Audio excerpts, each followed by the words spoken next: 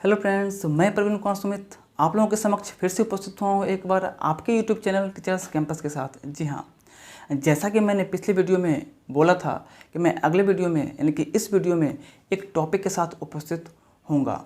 तो आज मैं एक टॉपिक के साथ उपस्थित हो रहा हूँ जिनका नाम है सोशियो कल्चर थ्योरी, अर्थात सामाजिक सांस्कृतिक थ्योरी, जिसका प्रतिपादन लेव वाइगोत्स्की महोदय ने किया है।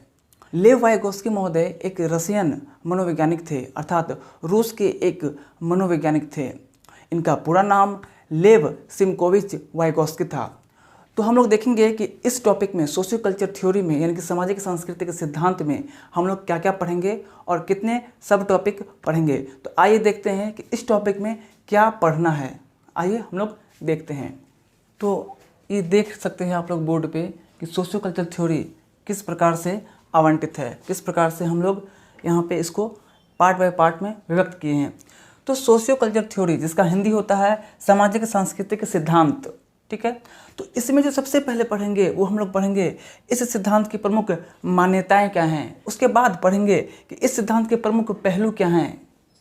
इस सिद्धांत के प्रमुख पहलू, तो पहलू 4 हैं मेन रूप से। पहला, भाषा एवं विचार, लैंग्वेज एवं थॉट। वाइगोत्स्की महोदय ने भाषा और विचार के बारे में क्या कहा है, गौर करेंगे। इस टॉपिक से क्वेश्चन आते हैं। चाइल्ड डेवलपमेंट एंड पेडागोजी में तो आते हैं, सीडीपी में, बाल विकास में। लैंग्वेज में, चाहे आप लैंग्वेज 1 हो या लैंग्वेज 2 में हो, वहाँ भी इससे क्वेश्चन आते हैं। तो ये टॉपिक बहुत इंपॉर्टेंट है, बहुत। चाहे लैंग्वेज की दृष्टि से देखें या फिर आप सीडीपी के पॉइंट ऑफ व्यू से देखें, दोनों जगह से ये क्वेश्चन कहीं भी आ जाता है। कभी कभी तो आपके पेपर के पेडागोजी में भी ये क्वेश्चन पूछ देता है। ये क्वेश्चन कहीं भी एडजस्ट हो सकता है, जैसे कि अचार कहीं भी किसी भी खाने के साथ चल सकता है, वैसे ये टॉपिक है वाइगोत्स्की महोदय का। कोई भी टॉपिक, कोई भी सेक्शन में ये आ जाता है, खासकर लैंग्वेज और सीडीपी में। दूसरा है वास्तविक विकास का स्तर, यानी कि level of actual development, level of actual development, ये दूसरा। तीसरा जो इनका पहलू है वो है जेडपीडी। जेडपीडी यानी कि जोन ऑफ प्रॉक्सिमल डेवलपमेंट। मैं अभी पूरा नहीं लिखा हूँ, इसको मैं सभी पहलू को मैं पार्ट बाय पार्ट अभी डिस्कस करूँगा। तो जब मैं उसको डिस्कस करूँगा तो उसका फुल फॉर्म, पूरा जो उसकी विशेषता है, क्या है, नहीं है, वो मैं लिखूँगा। उसके बाद है स्केप फोल्डिंग। तो जेडपीडी और स्केप फोल्डिंग के नाम सुनते ही सभी के चेहरे में एक उत्सुकता आ गई होगी, जेडपीडी स्कोप फोल्डिंग, इससे तो क्वेश्चन आते हैं। बिल्कुल, मैं समझ रहा हूँ आपकी भावनाओं को।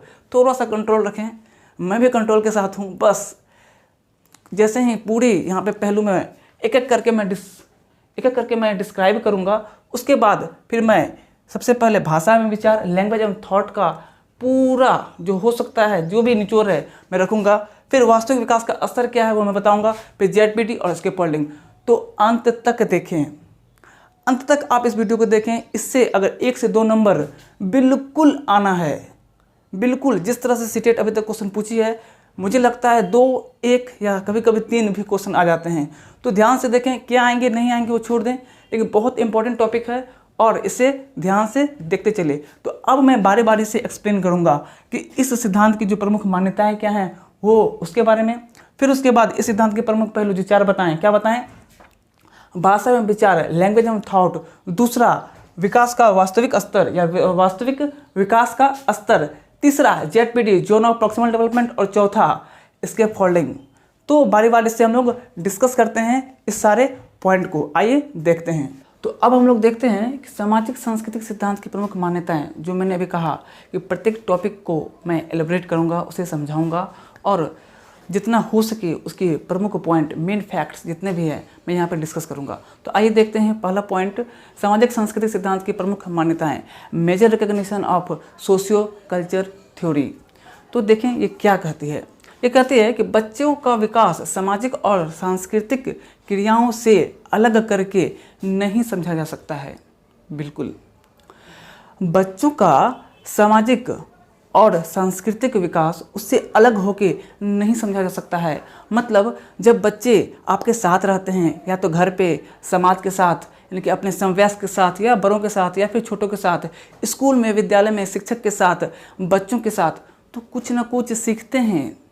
अपने समाज से, संस्कृति से कुछ न कुछ वो एक्सेप्ट करते हैं, ग्रहण करते हैं और फिर उसको आत्मसात करके अपने जीवन में ढाल लेते हैं और उसके अनुरूप अपने आप को एडजस्ट करते हैं। तो कहीं ना कहीं जो हमारी सोशियो कल्चर थ्योरी है वो हमारे संज्ञानात्मक विकास में बहुत ज़्यादा इम्पोर्टेंट रखती है। ये कहते हैं लेव वाइगोस्की। अब दूसरा पॉइंट है संस्कृति अपने बच्चों को जरूरी भौतिक और संज्ञानात्मक यानी कॉग्निटिव उपकरण टूल्स उपलब्ध करवाती है। यानी कि हमारा जो समाज संस्कृति है हमें जो जरूरी भौतिक और संज्ञानात्मक उपकरण हैं वो भी प्रोवाइड करती है।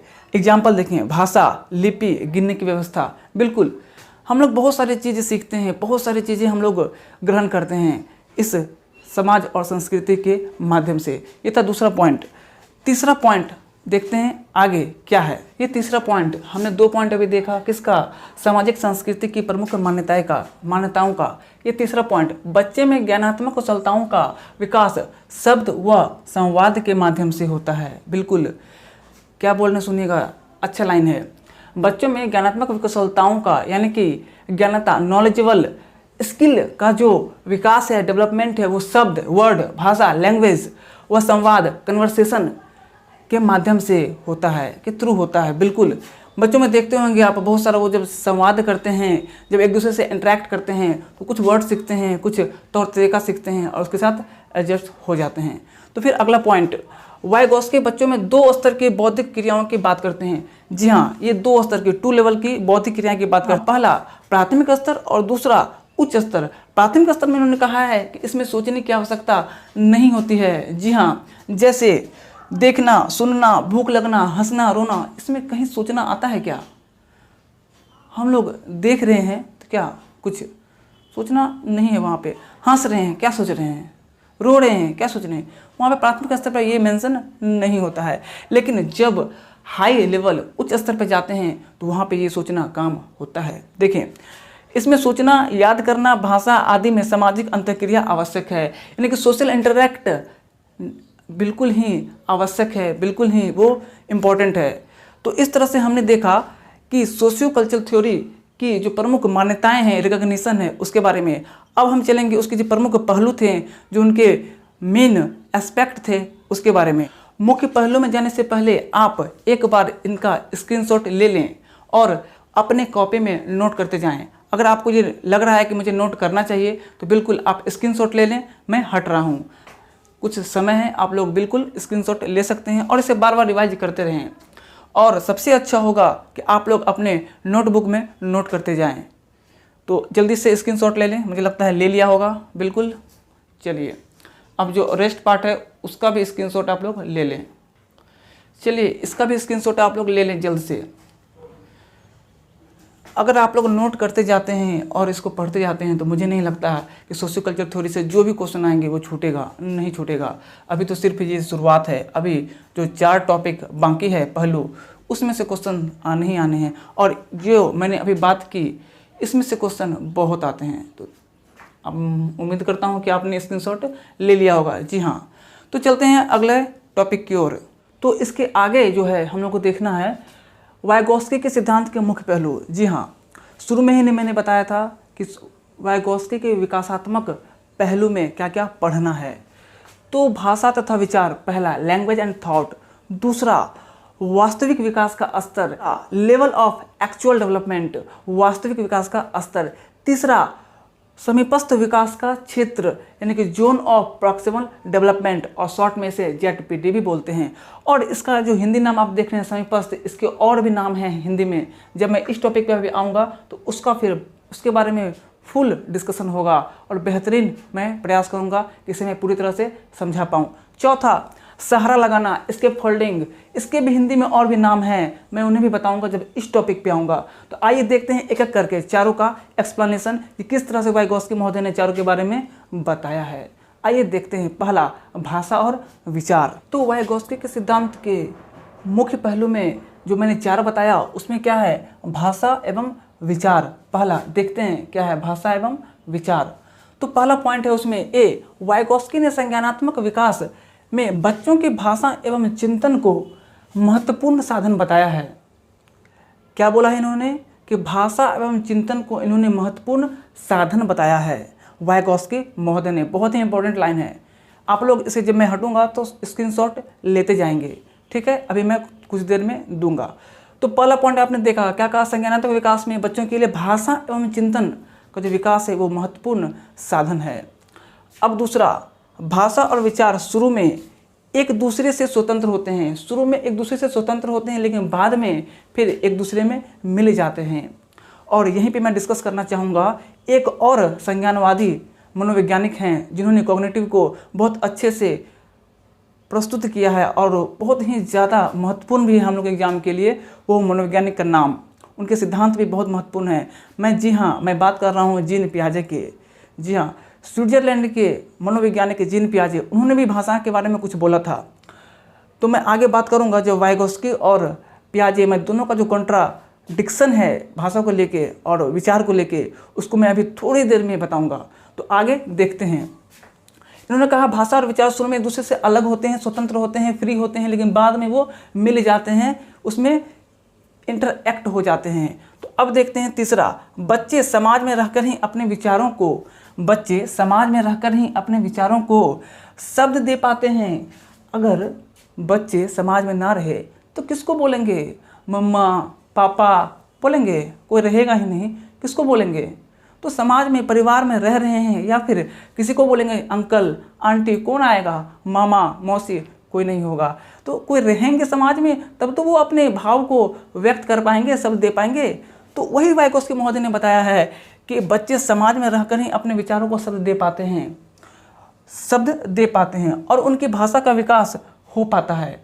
अगर व्यक्ति नहीं रहेंगे तो क्या उनकी लैंग्वेज का डेवलपमेंट हो पाएगा? नहीं हो पाएगा। इसलिए हमारे संज्ञानात्मक विकास के लिए, भाषा के विकास के लिए हमारा समाज, संस्कृति का होना बहुत ही आवश्यक है। ये कहना है लेव वाइगॉस्की महोदय का। ये 3 पॉइंट थे। इसके आगे और पॉइंट देखेंगे कि इसी में भाषा एवं विचार में अभी समाप्त नहीं हुआ है, इसी में और भी पॉइंट हैं जो अभी देखेंगे। आइए देखते हैं। इससे पहले कि आगे बढ़ें उस टॉपिक में, सी के बाद डी में, आप लोग जल्दी से इसका स्क्रीनशॉट ले लें। मैं हट जाता हूँ, आप लोग जल्द से इसका स्क्रीनशॉट ले लेंगे। और जो मैंने पहले कहा, अगर आप लोग स्क्रीनशॉट लेकर नोट करते जाएं तो बहुत अच्छा नोट्स तैयार हो जाएगा। चाहे सीटेट अभी हो या बाद में कभी भी हो, उसके लिए आपके पास नोट्स तैयार रहेंगे। चाहे सीटेट में काम आएगा, ये केवीएस में, किसी भी टीचिंग एग्जाम में काम आता रहेगा। एक बार अगर मेहनत कर लेंगे तो उसका लाभ हमेशा मिलेगा, ये याद रखेंगे। शुरुआत में मेहनत लगती है, उसके बाद फिर आसान हो जाता है। तो उम्मीद है स्क्रीनशॉट ले लिया होगा। अब इसके आगे का पार्ट जो था, पहला पार्ट, उसका भी ले लेंगे। आइए लेते हैं। चलिए जल्दी से इसका भी आप लोग स्क्रीनशॉट ले लेंगे, जल्दी से ले ले। मैं यहीं पे हूँ, बस इसको बार बार पढ़ते जाए। अगर मोबाइल में रखते हैं तो मोबाइल में हो सकता है इधर उधर भी हो जाए, ऊपर नीचे, लेकिन आप अगर एक बार इसे लिख लेंगे या कहीं भी एक सीरीज वे में, एक पैटर्न में इसे लिख लेंगे या फिर कहीं भी इसे सेव कर लेंगे, तो मुझे लगता है सेव करने के बाद आपको पढ़ने में आसानी होगी, या फिर सबसे अच्छा होगा कि कॉपी में लिख लें। तो चलिए आगे बढ़ते हैं। सी के बाद डी में, मैं पहला पॉइंट पे हूँ अभी, भाषा में विचार पे। तो बढ़ते हैं अगला पॉइंट डी की ओर। आइए पॉइंट देखेंगे, अपने बच्चों को स्वयं से बातें करते देखा होगा। आप देखे होंगे कभी कभी कि बहुत सारे बच्चे को, कभी कभी छोटे बच्चे क्या करते हैं, आटा या मिट्टी वगैरह गीला, जो जब आटा गुथा हुआ हो जाता है, जब गुथा हुआ आटा या फिर गीला मिट्टी पटक रहे हैं, मार रहे हैं, कुछ बोल रहे हैं, आला वाह वाह, कुछ भी। हंसी आ रही होगी, मुझे भी आ रही है, लेकिन ये वास्तविकता है, बच्चे ऐसे करते हैं। तो इस स्पीच को जो बच्चे कभी अपने से बात कर रहे हैं, वो अपने में मग्न हैं, तो इस आंतरिक स्पीच को, इस इंटरनल स्पीच को या फिर इस व्यक्तिगत स्पीच को वाइगॉस्की महोदय ने जो नाम दिया है वो है प्राइवेट स्पीच। बहुत इंपॉर्टेंट है, बहुत ज़्यादा, बहुत ही इंपॉर्टेंट है। ये आता है लैंग्वेज में आए, मैंने शुरू में ही बोला, लैंग्वेज या सीटीपी कहीं ना कहीं वो आएगा ही। तो जो बच्चे अपने से बात करते हैं उसको क्या नाम दिया गया है? Private speech. किसने दिया है? लेव वाइगॉस्की महोदय। कहाँ के हैं? रूस के हैं। इतना क्लियर है? आगे बढ़ते हैं। अगला पॉइंट ई, जो बच्चे मुक्त रूप से व्यक्तिगत वार्तालाप करते हैं, यानी कि फ्री होके अपने से, यानी कि सेल्फ स्पीच यानी कि प्राइवेट स्पीच करते हैं, वो मुश्किल कार्य को करने में ज़्यादा ध्यान देते हैं। ये वाइगॉस्की महोदय का शोध है। कि जो बच्चे अपने में मग्न हैं, इंटरनल स्पीच कर रहे हैं, मतलब प्राइवेट स्पीच कर रहे हैं, अपने आप से बात कर रहे हैं। कभी कभी देखते होंगे कोई व्यक्ति, बड़ा आदमी भी करता है, हम लोग बोलते हैं लगता है सही नहीं है, नॉर्मल नहीं है, लेकिन नहीं, बच्चे का गुण कभी कभी आ जाता है, लगता है उनको भी लगता है कि मैं अपने से बात कर रहा हूँ, कुछ ना कुछ वो सोच रहे होते हैं, कुछ ना कुछ कर रहे होते हैं। तो ऐसा नहीं है, कभी कभी लेकिन बच्चे में प्रायः देखा जाता है, बड़ा होते होते मैच्योरिटी आ जाता है कि हाँ ये क्या करना है क्या नहीं करना है, किसके सामने करना है। लेकिन बच्चों में कोई नहीं, जो देख रहा है देखने दो, मैं अपना काम करने में मगन हूँ। तो वाइगोस्की महोदय ने कहा है कि जो बच्चे व्यक्तिगत वार्तालाप करते हैं वो मुश्किल कार्य की ओर ज़्यादा ध्यान देते हैं। ये उनका शोध है और बहुत हद तक सही भी है, बहुत सारे कंडीशन में ऐसा देखा गया है। आगे चलकर यही वार्तालाप जो प्राइवेट स्पीच, आगे चलकर यही वार्तालाप, आंतरिक वार्तालाप, ये बहुत इंपॉर्टेंट है। इंटरनल कन्वर्सेशन, जो आपका सेल्फ से कन्वर्सेशन था, अब वो इंटरनल कन्वर्सेशन का रूप ले रहा है। और यहीं से थिंकिंग, जो चैप्टर पढ़ेंगे आगे हम लोग, थिंकिंग, सोचना, यहीं से स्टार्ट होता है। इसमें वो बहुत हेल्पफुल होता है। जब बच्चे अपने से बात करते हैं फिर वहाँ से सोचना स्टार्ट करते हैं, तो ये थिंकिंग में बहुत ज़्यादा हेल्प करता है। आंतरिक वार्तालाप, इंटरनल कन्वर्सेशन। इसमें एक और पॉइंट बच गया है जो बहुत इंपॉर्टेंट है, बहुत ज़्यादा। अगला पॉइंट है एफ, मैंने ई तक देखा, अगला पॉइंट है एफ। आइए देखते हैं। एफ पे जाने से पहले आप लोग जल्दी से स्क्रीनशॉट ले लें। सी तक ले लिया था और डी और ई का जल्दी से ले लें, मैं हट जाता हूँ। हाँ, कमेंट बॉक्स में ज़रूर लिखेंगे कि ये सेशन कैसा लगा, कैसा लग रहा है, और अगर कुछ इसमें सुधार होने की आवश्यकता हो तो वो भी लिखेंगे। जो भी आपके मन में हो ज़रूर लिखेंगे। अच्छा लगे तो लिखेंगे कि हाँ सर अच्छा लग रहा है, तो मैं भी थोड़ा सा एनर्जेटिक हो जाऊंगा और मैं भी और मन से कार्य करूंगा, आप लोगों के लिए एक से एक बेहतरीन वीडियो लाऊंगा। उम्मीद करता हूँ स्क्रीनशॉट ले लिए होंगे। भाषा एवं विचार का लास्ट पॉइंट एफ क्या कहता है, देखिए। वाइगोस्की, ये भी संज्ञानवादी हैं। पियाजे, जीन पियाजे, जो कि स्विट्जरलैंड के मनोवैज्ञानिक हैं। संज्ञानवाद में इन दोनों का बहुत महत्वपूर्ण है। ये दोनों से क्वेश्चन तो आते ही आते हैं। अलग से मैं इनका टॉपिक लेके भी आऊँगा जब मैं कॉग्निटिव पूरा पढ़ाऊँगा। तो अभी फिलहाल देखिए भाषा और विचार की बात हुई, इसलिए मैं इनका डिस्कशन यहाँ पे कर दे रहा हूँ ताकि छूटे नहीं, इससे क्वेश्चन बहुत आते हैं। तो वाइगोस्की महोदय ने कहा कि पहले भाषा आता है, याद रखेंगे, पहले भाषा आता है फिर विचार आते हैं। वाइगोस्की महोदय ने कहा पहले भाषा आता है फिर विचार आता है, लेकिन जस्ट इसका उल्टा हमारे जीन साहब यानी कि पियाजे साहब ने कहा है कि नहीं, पहले विचार, थॉट आते हैं, थॉट से फिर लैंग्वेज आते हैं। इन्होंने क्या कहा, पहले थॉट आते हैं फिर थॉट से लैंग्वेज आते हैं। लेकिन अब इसमें कन्फ्यूजन हो जाता है एग्जाम में कि भाषा पहले विचार बाद में, किसने कहा? नहीं, वाइगोस्की, नहीं, पियाजे, वाइगोस्की, पियाजे।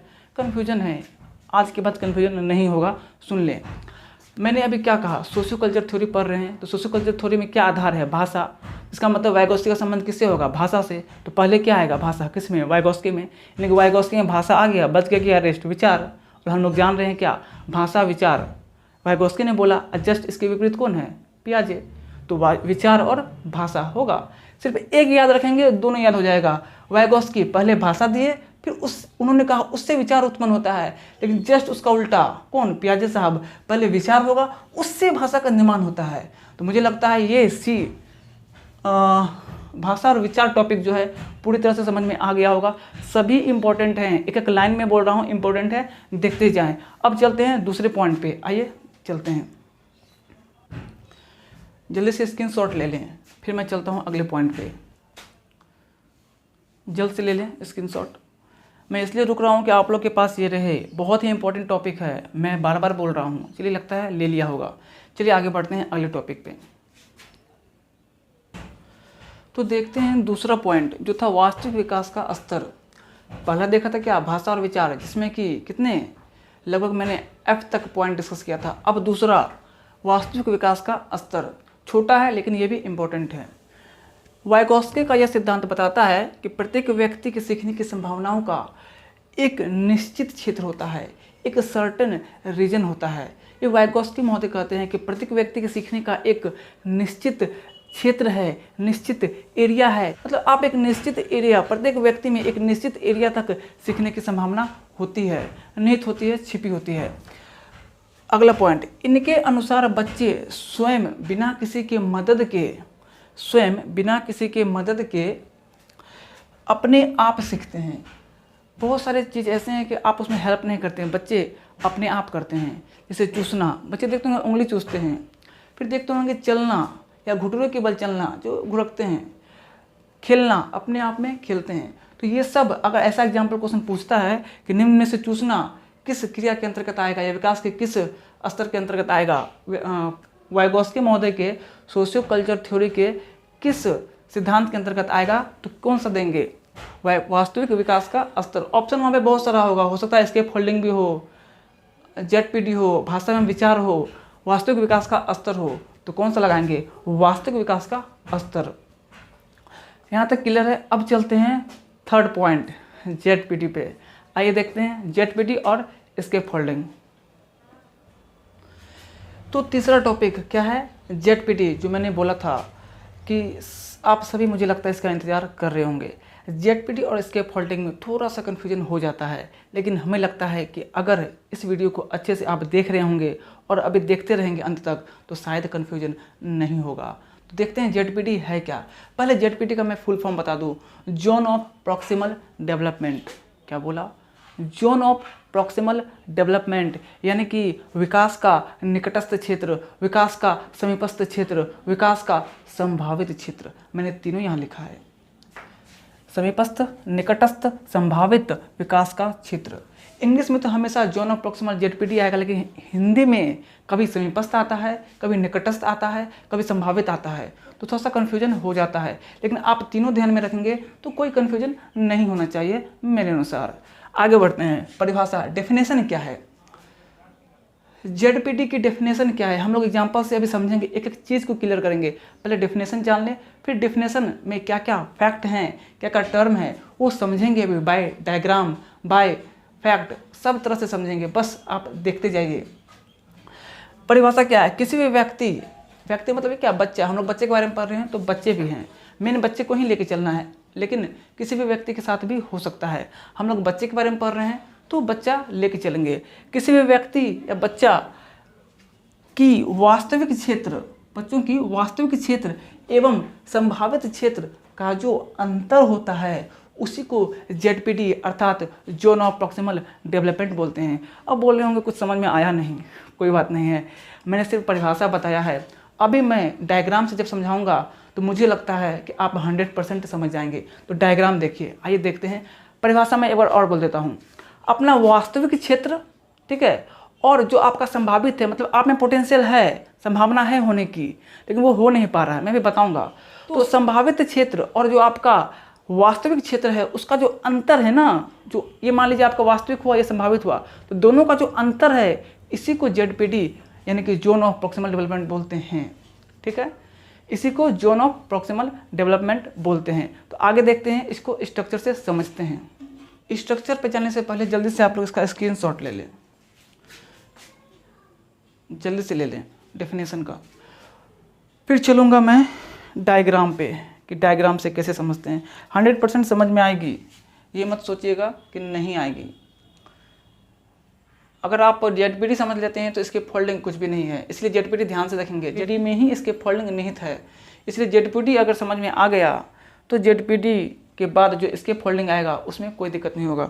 उम्मीद है आप लोगों ने स्क्रीनशॉट ले लिया होगा। चलिए, तो अब चलते हैं डायग्राम की ओर। हमने अभी परिभाषा बोला कि जब आपका वास्तविक क्षेत्र और निकटस्थ यानी कि समीपस्थ क्षेत्र जो संभावित क्षेत्र है, उसका अंतर ही जेडपीडी है। एक एग्जाम्पल से हम लोग स्ट्रक्चर पे चलते जाएंगे, बढ़ते जाएंगे, और हमारा जो ये कंसेप्ट है क्लियर होगा। कैसे होगा देखते हैं। आइए, मान लीजिए कोई बच्चा है, उसमें जितनी भी क्षमताएं हैं, मान लीजिए आपने कुछ उसे सॉल्व करने के लिए दिया, ठीक, कोई क्वेश्चन मान लीजिए 8 से 10 क्वेश्चन आपने सॉल्व करने दिया, वो तुरंत सॉल्व कर दिया, आसानी से सॉल्व कर दिया। इसका मतलब है जो आपके द्वारा दिया गया क्वेश्चन का जो लेवल था, मान लीजिए वो यहाँ तक था, यहाँ तक था, कोई दिक्कत। इसके नीचे जितने भी क्वेश्चंस आ रहे थे, बच्चे ने सारा का आंसर आसानी से दिया, बिल्कुल ही इजी वे में। समझ में आ रहा है? तो ये बच्चे का वास्तविक क्षेत्र है। अभी बच्चे में जो क्षमता निहित थी, जो क्षमता बच्चे में इंक्लूड थी, उसके अनुसार बच्चे ने सारे आंसर दे दिए आराम से, बिना किसी के हेल्प के। तो ये उनका वास्तविक क्षेत्र है, वास्तविक क्षेत्र है। क्लियर है? अब बच्चा यहाँ तक तो सॉल्व कर ले रहा है, बच्चा यहाँ से आगे बढ़ा, यहाँ तक सॉल्व कर ले रहा है आसानी से। इसका मतलब है कि बच्चे में इस सीमा से आगे भी पोटेंशियल है। मैंने लो लेवल का क्वेश्चन दिया तो बना लिया, इसका मतलब हाई लेवल की ओर जाने की उसमें पोटेंशियल निहित है, वो जा सकता है। तो जैसे ही हम क्वेश्चन के लेवल बढ़ाते जाते हैं, मैं यहाँ पे क्वेश्चन को लेकर एग्जांपल बना रहा हूँ, किसी कार्य को लेकर भी हो सकता है। कोई बच्चा जब समस्या समाधान कर रहा होता है तो भी ये हो सकता है। मैं सिर्फ एग्जाम्पल के थ्रू समझाना चाह रहा हूँ कि एग्जाम्पल के थ्रू समझाना आसान होगा। आप कोई भी कार्य से इसे जोड़ सकते हैं, चाहे बच्चा प्रॉब्लम सॉल्व कर रहा हो या कुछ भी कर रहा हो, तो उसमें क्षमता निहित है और कोई भी कार्य दिया गया उसे तो वो आसानी से कर ले रहा है। इसका मतलब वो अपना वास्तविक क्षेत्र में बहुत अच्छा है, बहुत ही कुशल है। तो मैं इसे डायग्राम के द्वारा समझा रहा हूँ, आप इसे किसी भी चीज़ से जोड़ सकते हैं। जैसे प्रॉब्लम सॉल्विंग कर रहा हो बच्चा या फिर समस्या का समाधान कर रहा हो तो वहाँ भी ये हो सकता है। तो आपने जितने भी क्वेश्चन दिए बच्चा बना लिया। अब जब सभी क्वेश्चन आसानी से बना लिए, इसका मतलब टफ क्वेश्चन भी वो कुछ ना कुछ बनाएंगे। आप लेवल बढ़ाते गए, वो चढ़ता गया, आप लेवल बढ़ाते गए, वो चढ़ता गया। पता चला यहाँ तक तो उन्होंने बना रहा है।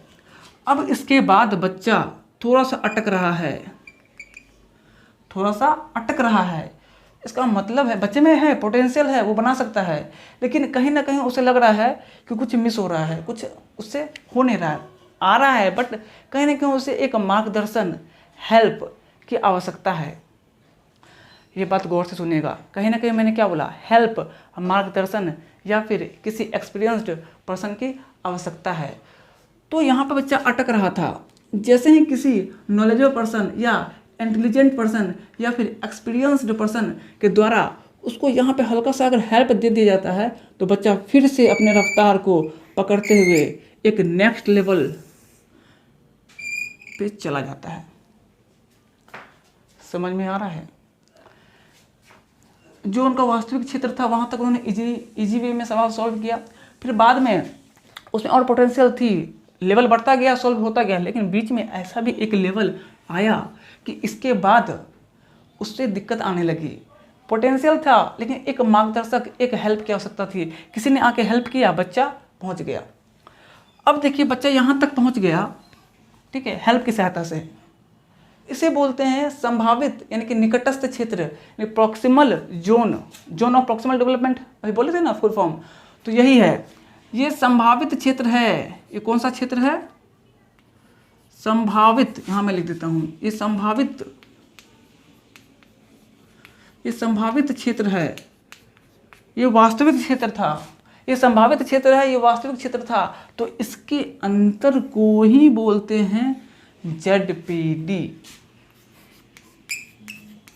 जब आप नहीं जान रहे थे ये क्वेश्चन यहाँ तक तो अलग लेवल था, लेकिन अब आप जान गए, एक हेल्प मिला, एक आपको अनुभव व्यक्ति से मिला हो या फिर मोर इंटेलिजेंट पर्सन से मिला हो या फिर किसी भी व्यक्ति से मिला हो जो आपसे उस क्षेत्र में बेहतर हो, चाहे आपसे बड़ा हो या फिर छोटा हो, मायने नहीं रखता है। मायने रखता है कि उस क्षेत्र में अगर आपसे नॉलेजेबल है तो वो फिर आपको हेल्प कर सकता है। आप अपने जो आपका उद्देश्य है, जो आपके पोटेंशियल जितना आप में है, आप जहाँ पे पहुँचना चाह रहे हैं वहाँ पे पहुँच जाएगा। अब इसके बाद एक लेवल और आता है कि ठीक है यहाँ तक आप पहुँच गए, हेल्प देने वाला व्यक्ति आपको फिर से हेल्प देना स्टार्ट किया या फिर हेल्प देते रह गया, तो वो हेल्प कर रहा है, लेकिन आप इसके आगे नहीं बढ़ रहे हैं। आप इसके आगे नहीं बढ़ रहे हैं। इसका मतलब है कि इसके आगे अब आप नहीं बढ़ सकते हैं। वो कितना भी हेल्प कर दे, अब आप आगे नहीं बढ़ सकते हैं। तो मतलब ये हुआ कि आपको जो हेल्प किया गया आपके पोटेंशियल के आधार पे, यहाँ तक आप में क्षमता थी, वो हेल्प किया, आप पहुँच गए, लेकिन अब कितना भी हेल्प कर ले अब आगे नहीं जा सकते हैं। एग्जाम्पल मैं लेता हूँ, क्या छठा या पाँचवा क्लास में जो बच्चा मैथ पढ़ रहा होगा उसे 10वां या 11वां क्लास का मैथ दे दिया जाए तो क्या सॉल्व हो जाएगा? आप बोलेंगे कोई बच्चा है ऐसा, तो एक्सेप्शन को छोड़ के मैं एवरेज बच्चों की बात कर रहा हूँ। क्या एवरेज बच्चा 5 से 6 क्लास में जो पढ़ रहा है क्या 10वां का मैथ बना देगा? मैं उसे कितना भी हिसाब बता दूँ, कितना भी सुनने में को सॉल्व कर दूँ, कितना भी हेल्प कर दूँ, नहीं होगा। अपनी अपनी क्षेत्र होते हैं, अपनी अपनी सीमा होती है क्षेत्र की। अभी मैंने पढ़ा था, हम लोगों ने कहाँ, वास्तविक स्तर वाले में, वहाँ पर पढ़ा था कि कितना आप में एक निश्चित क्षेत्र तक, एक निश्चित सीमा तक आप अपना विकास कर सकते हैं। तो यही यहाँ पे है, हमें लगता है आप समझ गए होंगे। अब एक लेवल और आता है, तो यहाँ पे आप नहीं पहुँच सकते। ये लेवल ऐसा है कि आप यहाँ पे पहुँच सकते हैं, आसानी से सॉल्व कर लिए। यहाँ पे आपने जितनी क्षमता थी वहाँ पे पहुँचे, और इसके आगे कुछ हेल्प मिला तो आप अपने लक्ष्य तक पहुँच गए। अच्छा एक बात बताइए, जब यहाँ तक क्वेश्चन नहीं बन रहा था तो क्या हुआ? आप में अलग था, मतलब कन्फ्यूजन था, कुछ आप परेशान थे, लेकिन जैसे ही हेल्प मिला आप अपने स्तर तक पहुँच गए। एक वहाँ पे उसके बाद आपका जो मनोस्थिति है, मन स्थिति है, वो चेंज हो गया। तो मुझे लगता है जेडपीटी बहुत ही अच्छे से समझ में आ रहा होगा या आ गया होगा। तो जेडपीटी बस इतना ही है, वास्तविक क्षेत्र और संभावित क्षेत्र का जो अंतर है वही जेडपीटी है।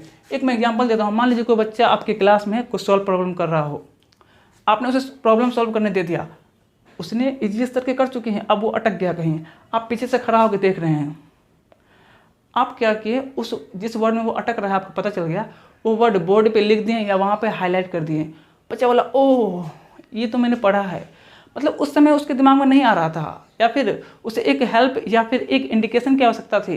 तो टीचर के द्वारा, जो मोर इंटेलिजेंट हैं, मोर एक्सपीरियंसड हैं, मोर नॉलेजेबल हैं, उनके द्वारा क्या किया गया, हेल्प किया गया, मार्गदर्शन किया गया, तो बच्चा आगे पहुंच गया। तो जेडपीटी यही था, मुझे लगता है समझ में आ गया होगा। अब चलते हैं last topic, escape folding. Screenshot जल्दी से ले लें, मुझे लगता है ले लिया होगा। चलिए आज लास्ट टॉपिक और चौथा पॉइंट आज का, सहारा लगाना एस्केप फोल्डिंग। अभी हम लोगों ने जो जेडपीटी डिस्कस किया उसमें मैंने क्या बोला कि कोई व्यक्ति, जब बच्चा समस्याग्रस्त होता है, समस्या से परेशान होता है, पोटेंशियल होती है लेकिन आगे बढ़ नहीं पाता है, तो वहाँ पे कोई more intelligent person, more knowledgeable person और मोर एक्सपीरियंस्ड पर्सन आते हैं और उन्हें उनके मंजिल तक पहुँचा देते हैं, हेल्प करके, गाइड करके, कुछ भी करके वो वहाँ तक पहुँचा देते हैं। तो जो किसी व्यक्ति के द्वारा जो हेल्प होता है उसी को एस्केप फोल्डिंग बोलते हैं। आप लोग बोल रहे होंगे ये क्या? जी हाँ, उस मैंने क्या बोला था, उसी में निहित है। जो हेल्प होता है उसी को एस्केप फोल्डिंग बोलते हैं, चाहे वो हेल्प किसी भी रूप में हो।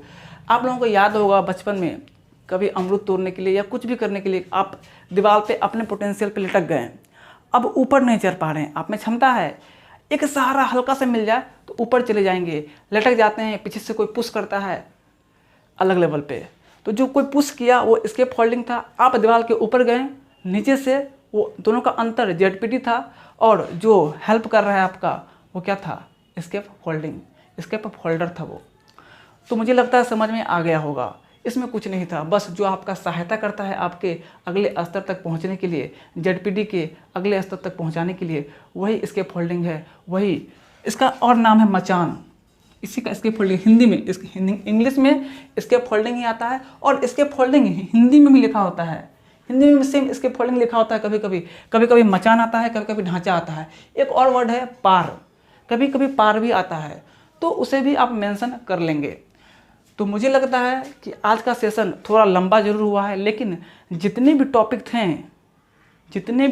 थे सब इम्पोर्टेंट थे, इससे क्वेश्चन आना ही आना है। और एक बात मैं बोलना चाहूँगा, अगर पसंद आया हो सच में तो प्लीज़ सब्सक्राइब कर दें, और अच्छा लगे तो कमेंट करें, इससे मैं भी उत्साहित होऊंगा और मन लगा के और मेहनत करके कार्य करूँगा और बहुत अच्छे वीडियो लाऊँगा। बहुत अच्छे वीडियो में लाने वाला हूँ, बहुत ही अच्छे वीडियो में लाने वाला हूँ, बस आप लोगों का साथ चाहिए। इसे जितना हो सके सब्सक्राइब कर दें, नोटिफिकेशन जाते ही आप जैसे अगर आप सब्सक्राइब कर देंगे तो सारा नोटिफिकेशन आपके पास जाता रहेगा, और आप पूरा चैप्टर जितना मैं दे सकता हूँ वो पढ़ते रहेंगे। और जितने भी आपके समूह में मित्र हैं, जो भी रिलेटिव हैं, शेयर कर दें। बस इतनी से ही आपसे मैं आशा करता हूं कि आप लोग को अच्छा अगर लगा होगा तो आप लोग ये कर देंगे, और कमेंट जरूर करें, चाहे वो अच्छा लगा हो या ना लगा हो, या कुछ सुधार की आवश्यकता हो तो ज़रूर बोले, मैं सुधार करता रहूँगा। तो और एक बात, जो मैंने पिछला वीडियो मैंने जो भेजा था उससे बहुत सारा प्यार मिला, बहुत सारा मुझे ऊर्जा मिली, ताकत मिला, तो आप सभी का बहुत बहुत धन्यवाद। और मैं इसी तरह से वादा करता हूँ कि कुछ ना कुछ इस तरह के वीडियो लाता रहूँगा जो आपको काफ़ी अच्छा लगेगा और इम्पॉर्टेंट होगा। अगले वीडियो में कुछ इस तरह या इससे भी अच्छा होगा और बहुत इम्पॉर्टेंट होगा। अगला वीडियो जो मैं लाने वाला हूँ वो बहुत ही इम्पॉर्टेंट है। तो कीप वॉचिंग एंड प्यार देते रहें और बहुत बहुत धन्यवाद इस वीडियो को देखने के लिए और लाइक सब्सक्राइब करते रहें। अगली वीडियो में मिलते हैं, तब तक के लिए बहुत बहुत धन्यवाद, बहुत बहुत आभार। Take care.